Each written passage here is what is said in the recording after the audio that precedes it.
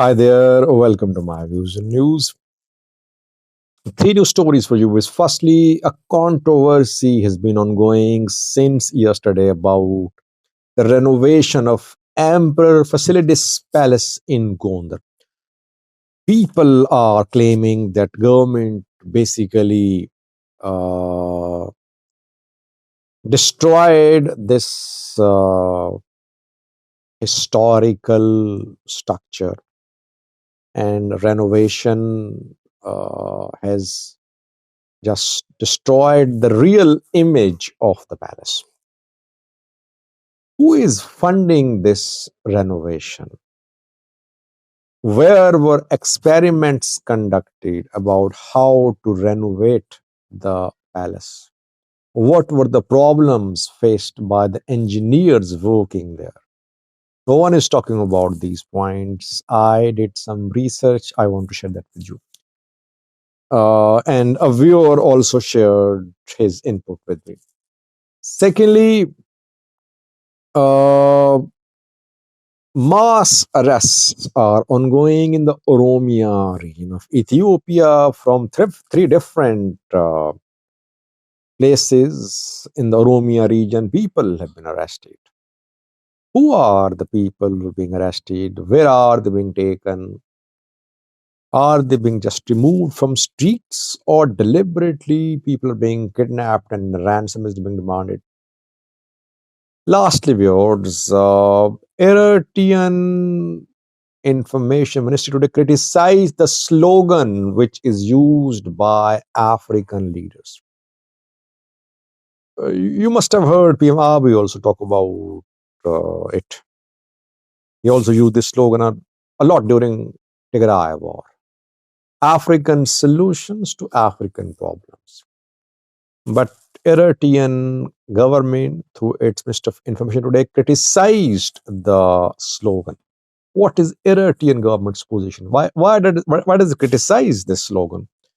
The government has been criticizing African Union, IGAD as well. Let's start with yours.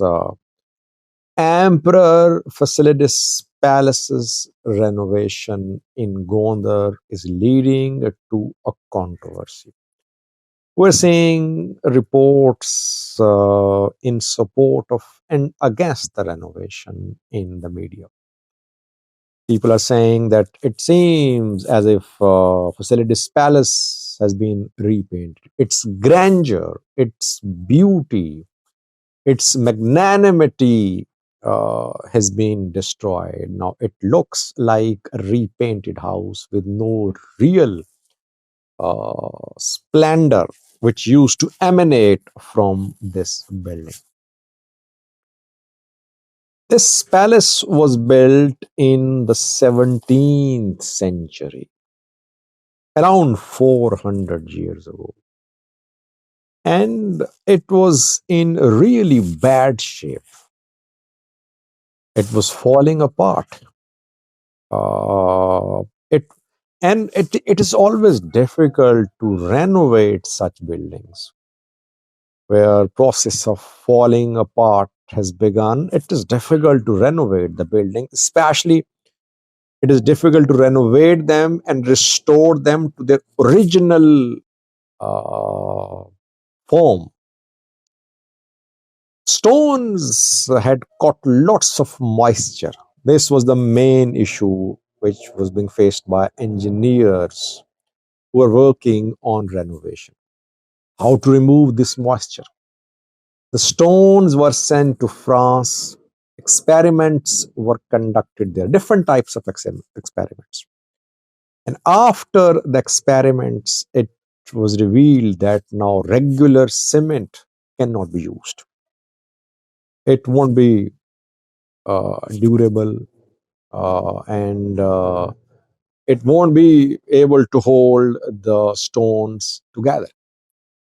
It was decided to use a special uh, limestone uh, mixture to renovate the palace. And it's a very expensive, by the way, renovation. This special limestone which is being used is sucking the moisture, keeping the stones together. It was a very expensive restoration, but the engineers had very limited options. That is why they had to go for this option. France is funding the renovation of this project, reportedly. So I think people should conduct a research. I think if anyone has a better solution, he should share that. Just criticism, which is not constructive, should be avoided, I think. Secondly, viewers, people are being arrested en masse in the Oromia region of Ethiopia. Several news sources are reporting that in different parts of the Oromia region, hundreds of people are being arrested on daily basis. In Adama, Ishwa, Bonobadale, and some other parts of Oromia, hundreds of people have been arrested in recent days. Government critics say that these people are then sent to detention centers. Money is demanded for their release, and sometimes they are kept at detention centers for months. If the relatives don't pay ransom for the release of their loved ones in these cities. Can we say it's part of a large kidnapping for ransom campaign by the Ethiopian security forces, Oromia regional forces? Interestingly, Ethiopian Minister for Women and Social Affairs shared some details of how many people have been removed from streets in the last 6 months. The lady shared a number: 24,377 Ethiopians were removed from streets. So government is working on a plan to remove people from streets. And these people are then kept at centers. They are sometimes made to work at farms, to agricultural farms. It is part of government's plan. It's not that each and every one in Oromia, in Amhara, in Addis Ababa is being arrested. In Addis Ababa as well, security forces are conducting operations. People found on streets, living on streets, they're being arrested. They are being then transferred to centers from where they are removed out of the capital to the places where they are told to work, to be paid. Now, is it a violation of people's fundamental rights that they're being forced out of major cities? Definitely, it's a violation of people's rights.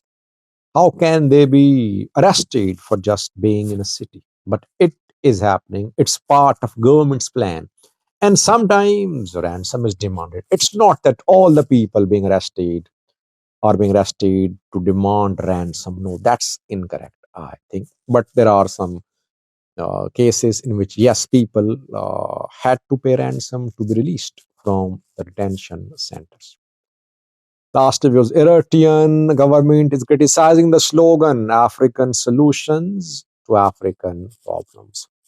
This slogan is used by African leaders when they don't want outsiders to interfere in their countries. And this outsiders means Westerners, Americans, etc. PM Abiy used this slogan a lot during 2 year long Tigray war because back then he accused Westerners, Americans of supporting TPLF. And he always said African solutions to African problems. Though we know that the peace deal, which was signed in Pretoria, was mainly facilitated by outsiders, non Africans. Americans took TPLF from Mekelle to Tanzania for talks, to Pretoria for talks. Westerners are playing a key role in the implementation of the Pretoria deal as well. Uh, Eritrea Ministry of Information issued a statement today. The ministry says that the slogan African solutions to African problem is a noble but inconsequential and elusive slogan, keeping in view the fluid political affairs in the continent. And the Eritrean government criticized special envoys being appointed by countries to the Horn of Africa. Horn of Africa has several special envoys. US appointed a special envoy. China appointed a special envoy. UK, France, Finland, Saudi Arabia, and several other countries have appointed special envoys to the Horn of Africa. Why? Because Horn of Africa is very volatile. It's very strategic. One of the busiest sea traffic routes is close to the Horn of Africa. So the zone is very strategic. But I agree with Eritrean government. African solutions to African problems is just a slogan. It is not practically implemented by African leaders. Whenever they want to oppose a Western country, they use this slogan. But when they want to get something from Western countries and Americans, then they just discard this slogan. Eritrean government is known for criticizing African institutions. It criticized African Union. It criticized IGAD that they are insignificant. And this is what the reality is, that African institutions could not deliver. So here I would agree with the Eritrean government that this is just a slogan. Because we know what is happening in Ethiopia. We know what is happening in Somalia. Who is funding the peacekeeping mission there? Then talks about Sudan to end the war in Sudan. Where are the talks being held? Where have the talks been held? So everywhere, Westerners, foreigners involved. Why? Because these African leaders, they receive lots of money from them, lots of assistance from them. Ethiopia is one of the major recipients of foreign aid. How can you resist their influence, their interference in your country if you don't uh,